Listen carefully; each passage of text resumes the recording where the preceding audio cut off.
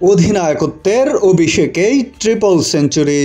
ইতিহাসে প্রথম ক্রিকেটার হিসেবে এমন কীর্তি গড়লেন মুল্ডার।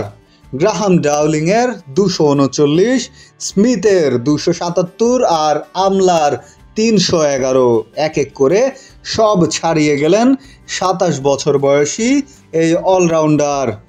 300 করার পরের 67 রান তুলতে খেলেছেন মাত্র 34 বল। ট্রিপল সেঞ্চুরি করতে লেগেছে 297 বল। এটি শেহবাগের পরে সবচেয়ে দ্রুততম। রান উঠেছে যেন ঝড়ের গতিতে।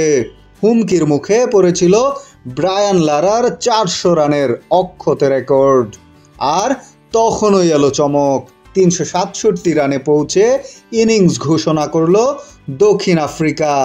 কারণটা জানালেন অধিনায়ক মুল্ডার নিজেই। বলেছেন, লারা একজন কিংবদন্তি, এই রেকর্ড ওনার নামেই থাকা উচিত।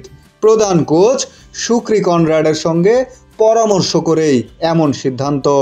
শুধু ব্যাটসম্যান নন, একজন সত্যিকারের নেতা হিসেবেও নিজেকে প্রমাণ করলেন ভিয়ান মুল্ডার।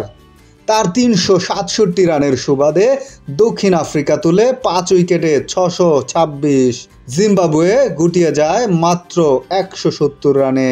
অভিষেকে প্রেনেলান সোব্রায়েন নেন 42 রানে 4 উইকেট। ফলোঅনেও দ্বিতীয় ইনিংসে চাপে স্বাগতিকরা। প্রোটিয়া অধিনায়ক লারার রেকর্ড ভাঙতে পারতেন, কিন্তু তা করেননি নিজ ইচ্ছায়। ক্রিকেটে ব্যাট আর বলের বাইরে যে মূল্যবোধেরও জায়গা আছে, সেটি দেখালেন দক্ষিণ আফ্রিকার নতুন এই কাপ্তান।